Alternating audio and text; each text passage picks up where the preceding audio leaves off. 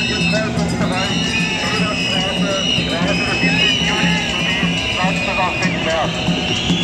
Wasserwerfer aufgefordert, diesen Bereich zu verlassen, in Richtung Potsdamer Platz.